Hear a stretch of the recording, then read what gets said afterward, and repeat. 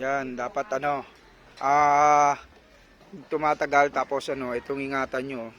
Kasi ito yung natin, pagka nakakambyo tapos pinisat mo to, yan, i-start yan. Para umandar yung natin pagka namatayan tayo. Ingatan nyo to mga lods, mga kawaiti, kasi ito naputol sa akin, dinikit ko lang. May spring yan, naputol eh. Tapos yung isa, ganun din, naputol, nahatak.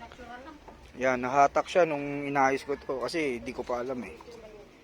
Medyo mabigat yung kamay ko sa paggagawa. Bawat gawa ko yan eh. Bawat ayos ko ng motor ko, may nasisira talaga. Yan. Ito ingatan nyo. Kasi ito naman, pag nagpreno ka dito, yan, nagpreno ka, iilaw yon. Dito naman sa kabila, ito, pagka namatayan ka na nakakambyo, pag yan na naputol, tapos pinisat mo to, yan, hindi siya aandar pagkasira na yan. Kaya kailangan ayusin mo yan. Ayusin mo to. Kasi pag ito nawala, pag namatayan ka, tapos nakakambyo, gusto mong mabilisan, hindi ka napapadyak, pag pinindot mo ng ganyan, hindi na aandar yun. Kasi nga sira to, wala siyang connecting.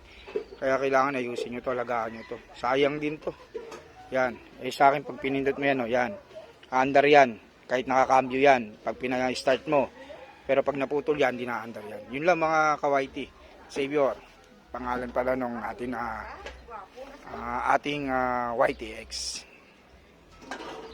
See you ulit sa susunod natin pagka-repair ng panibagong upgrade.